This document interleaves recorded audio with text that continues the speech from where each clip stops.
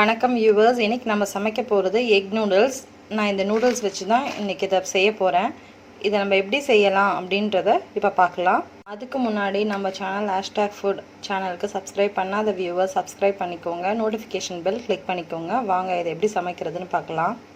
நம்ம பார்க்க போகிற ரெசிபி எக் நூடுல்ஸ். இதை எப்படி செய்கிறது, இதுக்கு என்னென்ன பொருள் தேவை அப்படின்றத பார்க்கலாம்.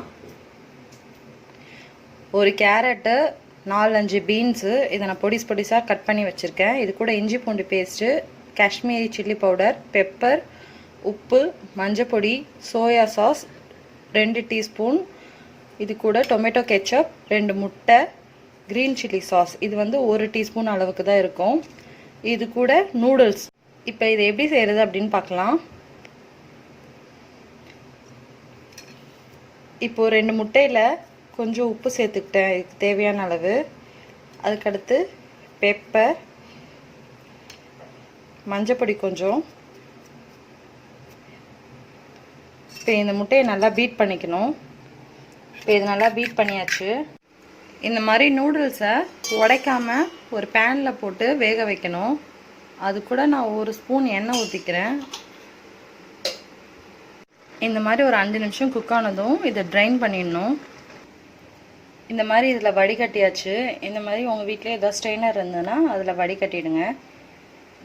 நூடுல்ஸ் குக் பண்ண அதே பேனில் எண்ணெய் ஊற்றிருக்கேன். இப்போ எண்ணெய் சூடானதும் இந்த முட்டையை இதில் ஆட் பண்ணிக்கிறேன். இப்போ இதை ஸ்க்ராம்பிள் மாதிரி பண்ணிக்கணும்.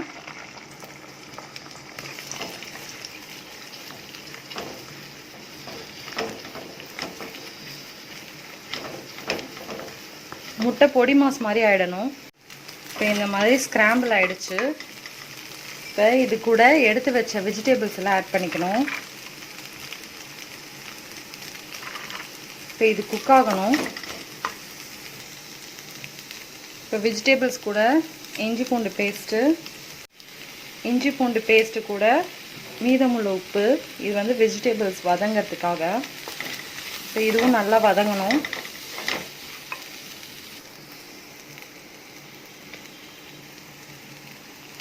இப்போது 2 நிமிஷம் இது குக் ஆனதும் எடுத்து வச்ச காஷ்மீரி சில்லி பவுடர் நான் ஆட் பண்ணிக்கிறேன்.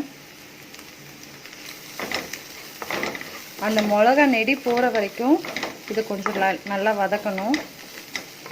வெஜிடபிள்ஸ்லாம் நல்லா குக் ஆகிடுச்சு, மசாலா வாசனையும் போயிடுச்சு.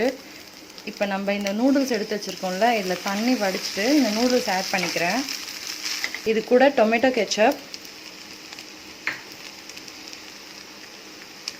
க்ரீன் சில்லி சாஸ்,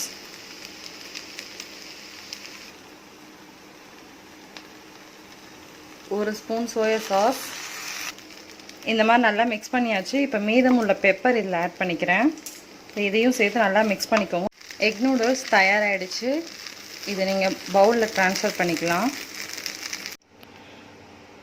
கலர்ஃபுல்லான டேஸ்டியான நம்ம எக் நூடுல்ஸ் ரெடி ஆகிடுச்சு. இது நீங்களும் உங்கள் வீட்டில் சமைச்சு பாருங்கள். கண்டிப்பாக உங்களுக்கும் உங்கள் குழந்தைங்களுக்கும் ரொம்ப பிடிக்கும். உங்கள் வீட்டில் சமைச்சு பார்த்துட்டு கமெண்ட் பண்ணுங்கள். உங்கள் ஃப்ரெண்ட்ஸ்க்கு, உங்கள் ரிலேட்டிவ்ஸ்க்கு, உங்கள் சர்க்கிள்ஸ்க்கு எல்லாருக்கும் ஷேர் பண்ணுங்கள். மறந்துடாமல் சேனலுக்கு சப்ஸ்கிரைப் பண்ணிக்கோங்க. உங்கள் ஃப்ரெண்ட்ஸ்கிட்டையும் ஷேர் பண்ணி சேனலுக்கு சப்ஸ்கிரைப் பண்ணி நோட்டிஃபிகேஷன் பெல் கிளிக் பண்ணிக்க சொல்லுங்கள். வேறு ஒரு ஈஸியான ரெசிபியோட மறுபடியும் உங்களை மீட் பண்ணுறேன். Bye bye from Sathya.